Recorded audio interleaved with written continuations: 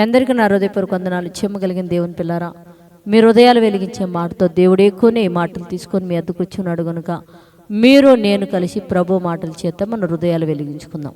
మన హృదయాలు వెలిగించబోయే ముందు రాత్రికాలం నుంచి మిమ్మల్ని, మీ కుటుంబాలని, మమ్మల్ని, సంఘాన్ని, భూమి మీద ఉన్న ప్రతి బిడ్డను జ్ఞాపకం చేసుకొని ఊపిరిని జీవాన్ని దయచేసిన దేవుడికి మన ప్రభు మన రక్షకుడు యేసుక్రీస్తు వారి నామంలో ఆయన పాదాల దగ్గర శిరస్సు వంచి కృతజ్ఞతాస్తుతులు సమర్పించుకుంటూ ఏదైనా మన ఆత్మలకు ఆహారంగా మన హృదయాలు ఏ మాటల చేత అయితే దేవుడు వెలిగించాలనుకున్నాడో ఆ మాటల చేత ఒకసారి మనం వెలిగించుకోగలిగితే, దేవుని పిల్లరా చూడగలిగితే, సంఖ్యాకాండము 6వ అధ్యాయం 25వ వచనంలో రాయబడిన మాట మనం చూడగలిగితే, 25వ అధ్యాయం మనం చూడగలిగితే ఇక్కడ చెప్తున్న మాట ఏంటంటే,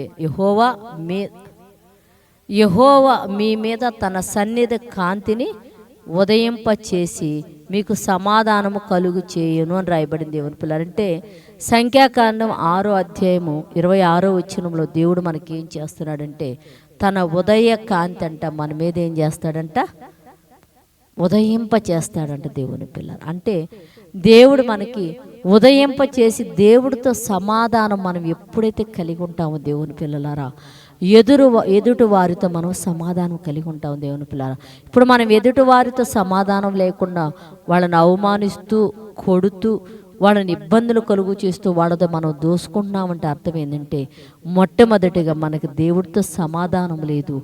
ఆయన వెలుగు కాంతి అనేది మన మీద ఉదయించట్లేదు కనుక మనం ఏం చేస్తున్నామంటే రబడీలుగా, దొంగలుగా, దోసుకునే వారిగా మారిపోయామన్నమాట.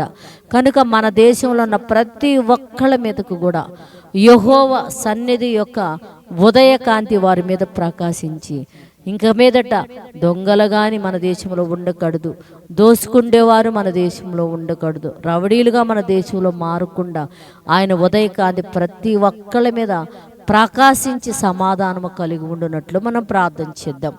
పరిశుద్ధుడా, చెమ్మగలిగిన మా పరలోకపు తండ్రినైనా మా దేశాన్ని మీరు జ్ఞాపకం చేసుకోనైనా అయ్యా, నీ ఉదయ కాంతిని మా మీద ప్రకాశింపచేసి మాకు సమాధానకరమైన మనసును దయచేయమని అడుగుతున్న తండ్రినైనా, మా దేశంలో ఒక రవడీలు కానీ, దొంగలు కానీ, దోసుకుండేవారు కానీ లేకుండా తండ్రి అందరూ కూడా కష్టపడి పని చేసుకొని ఒకరితో ఒకరు సమాధానం కలిగి మేమందరం కూడా తండ్రి ఇదిగో నీ వైపు తిరిగి సమాధానం కలిగి బ్రతుకు మా దేశంలో ఉన్న ప్రతి ఒక్కరికి మీరు అనుగ్రహించి సహాయం చేయమని తండ్రి నీ సన్నిధానంలో మొరుపెడుతున్నాయినా.